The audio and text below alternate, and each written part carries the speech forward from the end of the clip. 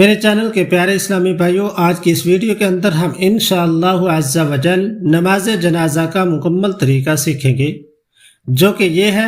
سب سے پہلے نیت آپ نے اس طرح کرنی ہے: 4 تکبیر نماز جنازہ فرض کفایہ ثنا واسطے اللہ تعالیٰ کے، یعنی حمد و ثنا جو پڑھی جائے گی وہ اللہ تعالیٰ کی ذات کے لیے، اور درود واسطے حضور نبی کریم صلی اللہ علیہ وآلہ وسلم کے، یعنی درود پاک حضور نبی کریم علیہ السلام کی ذات گرامی پر بھیجا جائے گا۔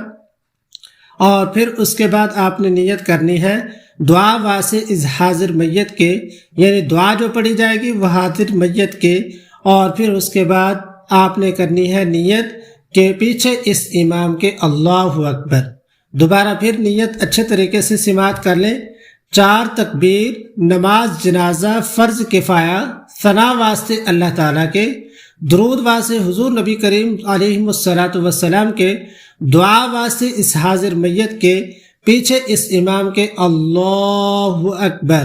تو نماز جنازہ کی 4 تکبیریں ہوتی ہیں۔ پہلی تکبیر کے بعد ثنا، یعنی اللہ تعالیٰ کی ذات کی حمد و ثنا کی جاتی ہے۔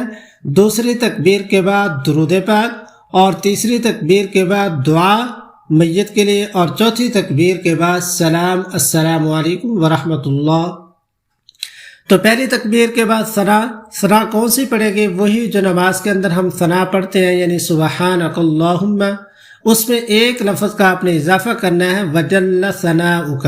اب ہم اچھے طریقے سے پڑھتے بھی ہیں، سنتے بھی ہیں ثنا: سبحانک اللہم وبحمدک وتبارک اسمک